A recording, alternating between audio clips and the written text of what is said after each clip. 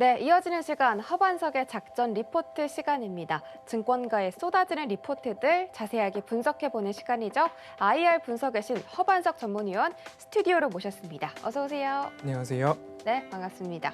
자, 이번 주 벌써 이 절반이 지나가고 있어요. 그렇죠? 수요일장 벌써 돌아왔는데 수요일마다 제가 기분이 좋은 이유는 바로 허반석 전문위원님이 네, 스튜디오로 이렇게 함께 하시기 때문입니다. 자, 이번 주 2차 전지 업종에 대해서 설명을 듣고 있는데요. 어제는 또 LG화학에 대해서 말씀 들었잖아요. LG화학에 대해서 이 에너지 솔루션이랑 분할을 하는데 큰 어떻게 메리트가 있을까 이런 분할을 해도 네, 그렇죠. 배터리와 관련된 회사다. 그렇죠. 분할을 하고 나서 배터리와 관련 없는 사업 부문만 남겨놓은 기업들도 분명히 있을 텐데 LG화학 같은 경우에는 그간 배터리 사업 부분이 성장했던 것처럼 양극재나 CNT 도전재 등 소재 쪽으로의 성장을 계획을 잡아놨다. 그래서 앞으로도 에너지 솔루션이 분할을 한 이후에라도 네. 배터리와 관련된 회사로 남아있을 LG화학이다. 이곳에 포인트를 맞춰보면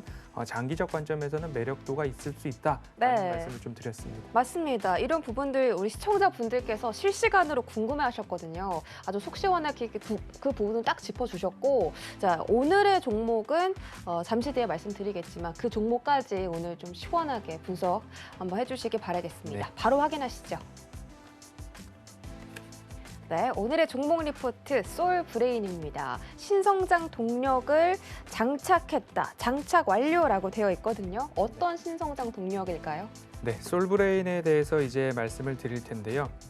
솔브레인 같은 경우에는 반도체와 디스플레이 2차 전지 관련된 소재, 화학 재료 제조 및 판매를 하는 회사다라고 보시면 좋을 것 같고요.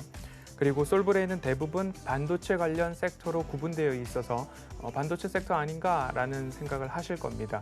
하지만 오늘 작전 리포트를 끝까지 살펴보시면 왜 솔브레인에 대해서 오늘 2차 전지를 하는데 이 이야기를 하는지 한번 아실 수 있을 겁니다. 같이 한번 공부를 해보도록 하겠습니다.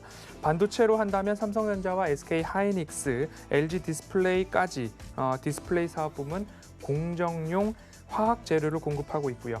2차 전지 재료라고 한다면 SK이노베이션, 삼성 SDI, 이제는 LG화학까지도 2차 전지 관련된 전지 제조사에 전해액을 공급하고 있다라고 보시면 좋겠습니다.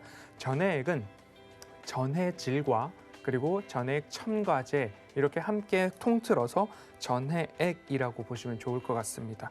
매출을 본다라고 한다면 이미 매출 같은 경우에는 2분기에는 조금 아쉬운 모습들이 조금 나왔습니다. 먼저 매출 비중을 보면 반도체가 약 상반기 기준으로 63%, 그리고 디스플레이 부분이 매출액이 16% 비중, 2차 전지 관련 전해액 등이 21%가량으로 반도체의 60% 이상 치중되어 있기는 하지만 2차 전지 관련된 전해액 부분이 두 번째로 21%까지 높아졌다. 그리고 디스플레이는 16% 정도의 매출 비중을 차지한다라고 보시면 좋을 것 같은데요.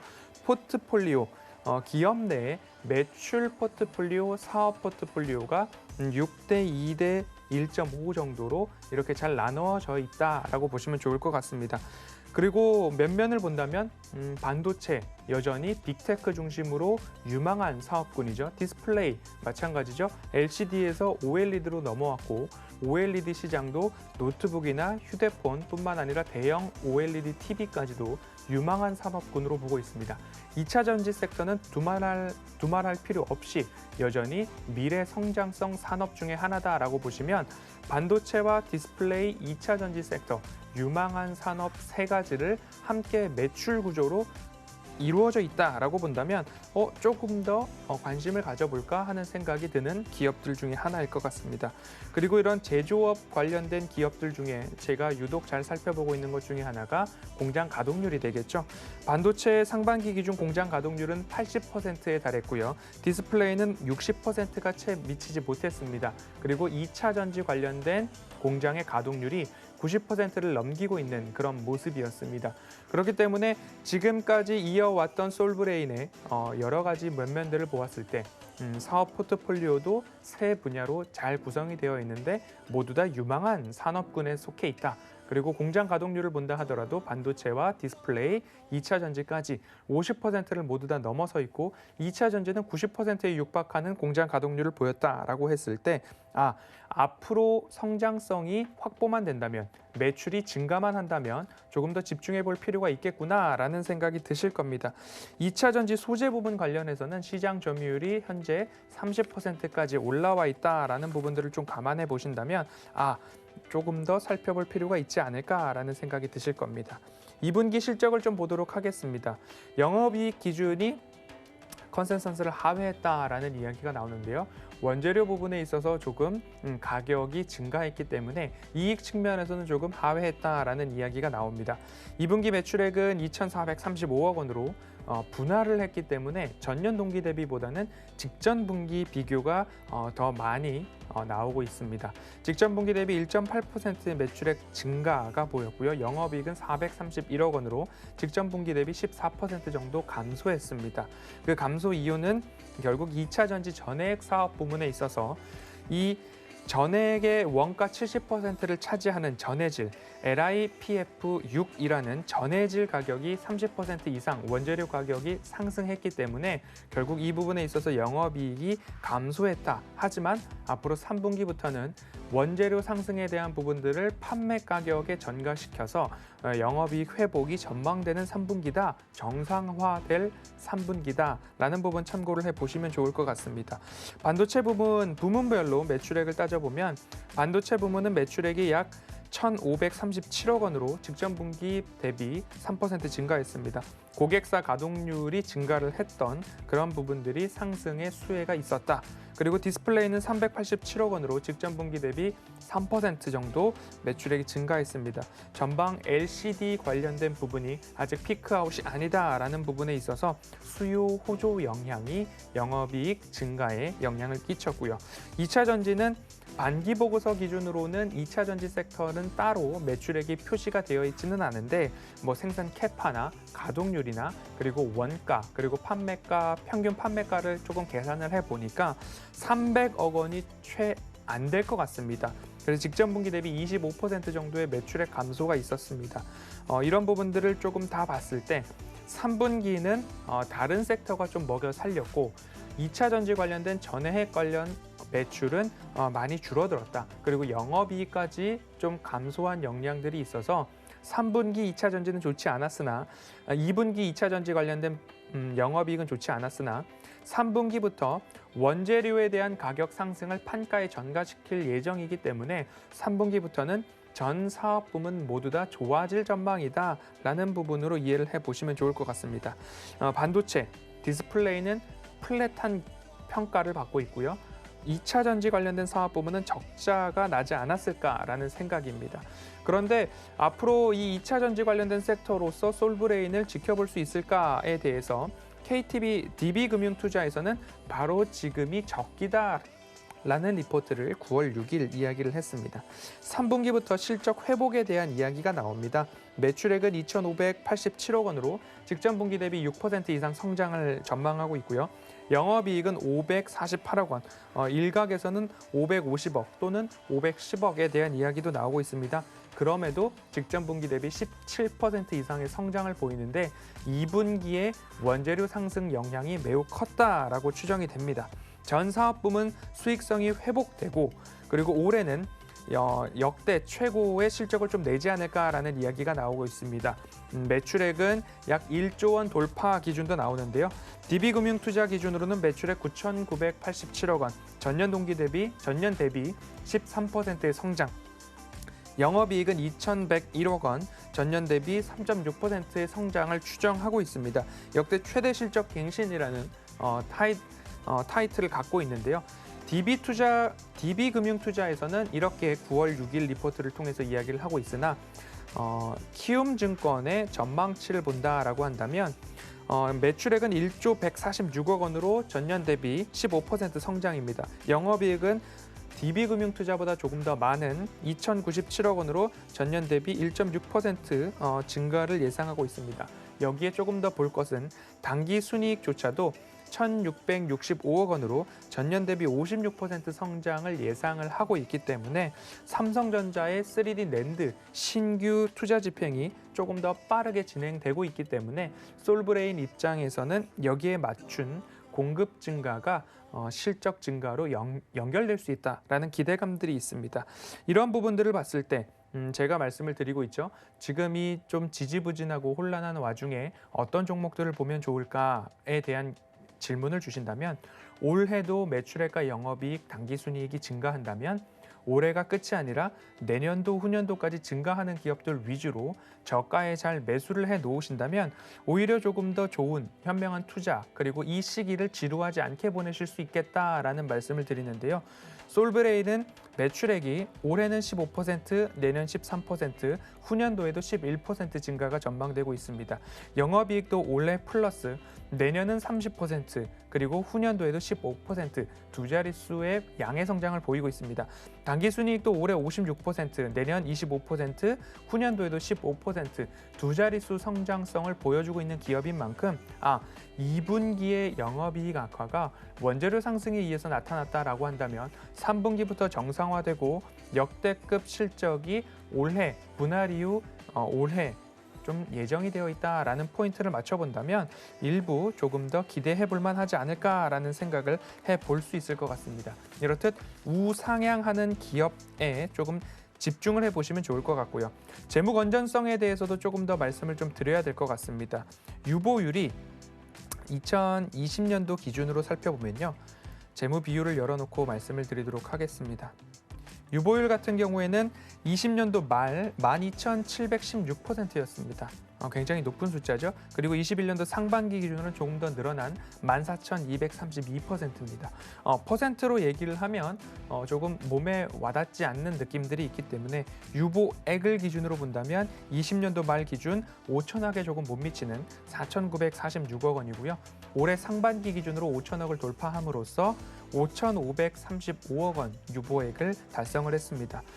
상반기 반기 보고서를 조금 더 뜯어보면 이 중에서 순현금성 자산이 1,200억 원 이상 될 수 있다라는 상반기 보고서가 나오고 있기 때문에 재무 건전성으로도 조금 더 탄탄한 그런 기업이다. 그리고 유보금, 유보액은 증가하는 데 비해서 부채 비율이 줄어드는 조금 더 좋은 효과가 나오는 기업인가를 살펴보았더니 20년도 말 기준으로 부채 비율은 41%에서 올해 상반기 기준으로 부채 비율이 23%까지 줄어들었습니다. 영업이익률은 20%고요. 자기자본 이익률이라고 한 ROE도 30%에 육박하는 그런 모습입니다. 투입한 자기 자본 대비 얼마만큼 이익을 냈느냐를 살펴보는 건데 30%, ROE 30%, 영업이익률 20%면 조금 더 주목해 볼 만한 포인트가 나오지 않았나라고 말씀을 드릴 수 있을 것 같습니다. 끝으로 앞으로 이 솔브레인의 매출액 평가에 대한 부분들이 있습니다. 실적 평가에 대한 부분들인데요. 그 중에서도 지금은 2차 전지 섹터를 살펴보고 있기 때문에 실적 추이를 좀 살펴보면 2차 전지 섹터에서 왜 솔브레인을 가지고 왔는지 말씀을 드려보도록 하겠습니다. 전해액 관련 2차 전지 매출액 증가율을 좀 볼 텐데요. 20년도에는 850억 원이었습니다. 그리고 추정치이기는 하지만 21년도에는 1,764억 원, 22년도에는 2,102억 원까지 2차 전지 관련된 전해액 매출이 증가할 것이다라는 추정치가 나오고 있는데요. 올해 2배 이상의 성장성을 보여줄 거고요. 21년도 상반기 전해액 관련된 매출은 약 700억 원 가량으로 추정됩니다. 신성장 동력, 모멘텀으로 인식될 수 있는 부분들이 바로 이 2차 전지 전해액 부문의 실적 성장이 20년도 850억, 올해 1,700억을 넘기고 내년도에는 2,100억 원을 넘어선다라고 한다면 거의 매년 따박따박 2배 또는 2배, 4배의 성장성을 보여주는 부분인 만큼 2차 전지 섹터에서도 솔브레인이 앞으로 캐파, 증설, 해외 공장 등에 대한 이슈들이 하나하나 더 추가된다라고 한다면 솔브레인은 관심 가져볼 수도 있지 않을까라는 말씀을 드려보도록 하겠습니다. 그러면 차트를 통해서 조금 더 살펴보도록 하겠습니다. 분할 후 차트이기 때문에 20년도 8월부터 차트가 나와 있죠. 그러면 추세선을 2년치 정도의 차트이지만 추세선을 한번 그려본다면 이러한 추세 바닥이 조금 형성이 됩니다. 이 추세 바닥을 지키고 우상향하는 기업들의 특징은 앞서서 말씀드렸듯이 올해, 내년, 후년도까지 두 자릿수 성장성을 보이는 기업들에 있어서는 이렇게 추세 하단을 그래도 지키더라, 또는 추세 하단을 이탈하더라도 일부 금방 추세선까지는 회복하더라라는 말씀을 좀 드리고 싶고요. 되돌림 자리를 평행한 선을 그어서 올려보면 이렇게 되돌림 자리가 따박따박 지켜주고 있는 모습입니다. 그러면 이 추세선 밴드 안에서 움직임을 보일 수 있다라고 말씀을 드릴 수 있을 것 같고요. DB금융투자와 신한금융투자 그리고 KTB투자증권의 리포트를 오늘 각각 살펴봤습니다. DB금융투자는 9월 6일 발간된 리포트고요. 8월 18일 신한금융투자 그리고 8월 2일 신한금융투자 리포트 함께 살펴봤고요. 8월 18일 발간된 KTB투자증권 리포트 살펴보았는데요. 이 리포트에서 각각 이야기해주고 있는 목표 주가는 DB금융투자는 38만 원, 신한금융투자는 42만 원, KTB투자증권은 38만 원의 목표가를 이야기를 해주고 있습니다. 그러면 상승 여력이 약 30%에서 46%까지 올라갈 수 있는 모습이기 때문에 그 다음번 되돌림 자리라고 한다면 최소 36만 원 자리까지는 한번 기대해 볼 수 있지 않을까. 3분기 실적의 정상화 그리고 2차 전지 판가의 상승 그리고 기존에 하고 있었던 반도체 부분에 있어서의 실적이 지금처럼만 잘 나와준다라고 한다면 이 추세선을 보시고 매매에 참고해 보셔도 좋겠다라는 말씀 드리고 싶습니다. 오늘 솔브레인을 찾으면서 조금 유독 신경을 썼습니다. 첨보나 대주전자재료, LNF 모두 다 좋은 기업이고 앞으로 캐펙스 증설을 하고 있는 기업들이죠. 하지만 주가의 면면을 본다면 차트상 저위험 구간이 아니라 누군가는 이쯤에서 수익 실현을 해볼까라고 하는 전고점 영역에 다 다다르고 있는 기업들입니다. 그래서 한 번 더 생각해 보니까 솔브레인도 앞으로 내년, 후년도 되면 2차 전지 관련된 기업으로도 많은 투자자분들이 생각을 할 수 있겠구나라는 말씀에 조금 미리 말씀을 드린 경향이 있지만 한번 오늘 말씀드린 리포트의 내용들을 한번 다시금 노란톡 오픈 채팅방에 오시거나 유튜브 다시 보기를 통해서 꼼꼼히 공부를 해보시면 고개가 끄덕여지신다면 솔브레인 관심 있게 살펴보셔도 좋겠다라는 말씀 드리면서 오늘 리포트는 여기까지 살펴보도록 하겠습니다. 네, 이번 리포트 분석 좀 시청하시면서 고개가 끄덕여지셨을 것 같습니다. 솔브레인도 2차 전지에서는 꽤나 유명한 종목인데 앞으로 정말 신성장 동력을 확보를 해서 이제 하반기에 조금 더 힘을 실은 그런 주가가 나왔으면 좋겠습니다. 문자 샵 0082번으로 허반석이라고 전송한다면 어떤 내용 전해주실 거죠? 오늘 함께 살펴본 리포트가 네. 보고 싶다라고 하시면 같이 리포트를 공유해드리고요. 네. 이번 주는 2차 전지 섹터에 대해서 살펴보고 있기 때문에 2차 전지 섹터에서 궁금하신 사항들 또는 나는 이렇게 생각하는데 다른 분들은 어떻게 생각하느냐라고 이야기하신다면 함께 참여하고 있는 분들이 네. 자신들의 견해를 그리고 또 저의 견해도 시장의 견해와 함께 공유를 하도록 하겠습니다. 알겠습니다. 우리 허 의원님뿐만이 아니라 함께 계시는 다른 시청자분들과 함께 이야기 나눠보면 이 집단 지성이라고 하죠. 조금 더 많은 도움이 될 것 같습니다. 네, 오늘 분석 고맙습니다. 감사합니다.